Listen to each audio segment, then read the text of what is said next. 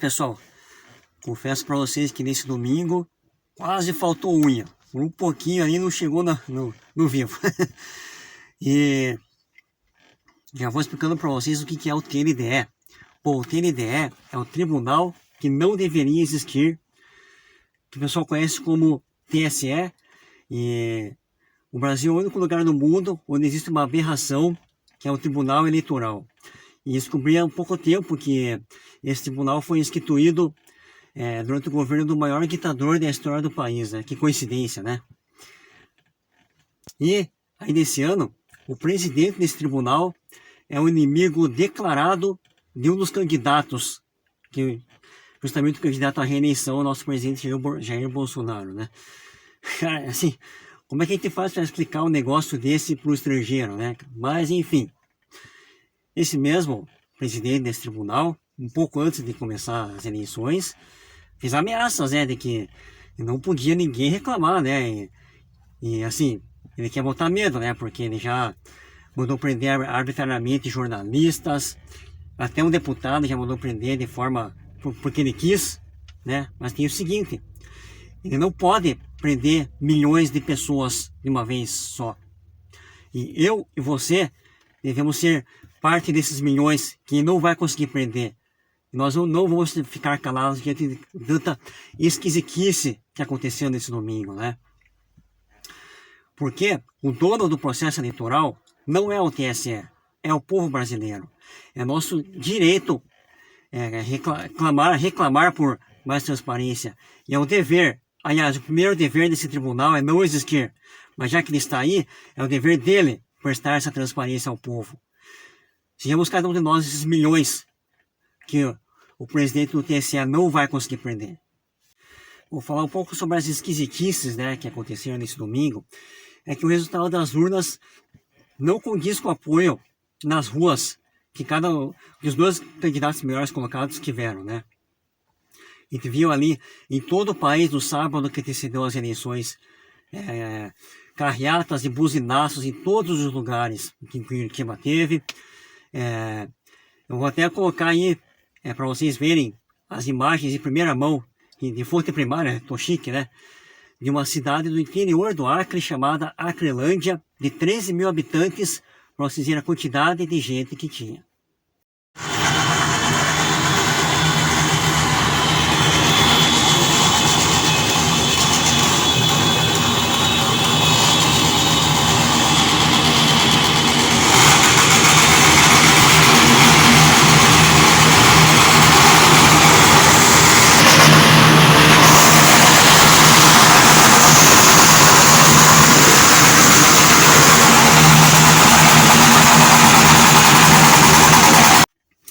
Foi assim, de norte a sul do país, cidades grandes, cidades pequenas, capitais, cidadezinhas interior, um grande apoio ao presidente Bolsonaro, inclusive em cidades do Nordeste.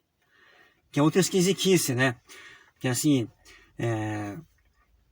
o Bolsonaro teve uma votação em muitos lugares menor do que teve em 2018, sendo que foi no Nordeste que o governo Bolsonaro mais entregou obras, inclusive finalmente aí a finalização da transposição do Rio São Francisco e tantas outras que beneficiaram o povo do Nordeste e que o Lula não fez nada disso durante todo o tempo que esteve no governo. Só enrolou, foi um monte de verba para as obras, mas nada aconteceu. Então, assim, uma coisa muito esquisita, né? Uma votação tão expressiva para o Lula no Nordeste. Assim, ou aconteceu alguma coisa que não podemos mencionar aqui na plataforma, o povo nordestino é muito ingrato. Eu prefiro acreditar na primeira hipótese. Não vem com essa de que a culpa foi do Nordeste. Casa dividida não prospera. Então a gente tem que pensar as coisas de outra forma, né? Outra esquisitice que aconteceu foi em muitos lugares, né, que governadores que são aí aliados do presidente, que era uma votação muito maior do que o próprio presidente, né? No caso aqui do Paraná, com o Ratinho, em Minas, com o Zema. O pessoal fala, ah, mas isso aí, nem todo eleitor ele é ideológico, né? Ele não tem pensamento de que vai votar no mesmo, do lado mesmo, do mesmo lado, né, digamos, né? O de esquerda vota de esquerda e tal. Sim, isso é verdade. Muito eleitor não tem engajamento ideológico quando vai votar. Mas isso eu falo para vocês que isso está diminuindo. O povo brasileiro tem cada vez mais se posicionado politicamente, mesmo as pessoas com menos estudo, vamos dizer assim, né? E falam, né? Ah, muita gente pode ter votado no Ratinho ou ter votado no Bolsonaro. Mas o contrário. Gente que votou no Bolsonaro e outro candidato, como foi o meu caso. Vocês sabem que eu tenho, já falei em outros vídeos que eu tenho objeções com relação ao Ratinho. E decidi, nesse primeiro turno, não votar nele. Se tivesse segundo, votaria. Eu votei no único outro candidato, que é da esquerda, que é o João de Correia, que teve quase 1% dos votos. Somando com a votação do Ratinho, temos aí 70% de votos que seriam compatíveis em votar no Bolsonaro para presidente. Aqui no Paraná ele teve 55%. Uma diferença muito grande, né? Não se explica só essa questão do voto das pessoas que não têm esse viés ideológico, né? E digo mais, aqui no Paraná, muita gente que votou no Requião pode ter votado no Bolsonaro. Sabia disso?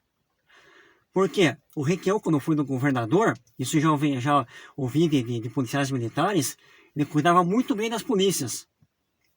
Quem veio depois, o Beto Richa, assim, teve situações aí que o policial não tinha como colocar gasolina na viatura para fazer a ronda em cidades do interior aí. Da mesma forma, o Ratinho que sucedeu o Richa. O primeiro mandato dele teve atrito com a PM boa parte do tempo. Então, na corporação, existe esse sentimento de que não, com o Requião era melhor. E aí?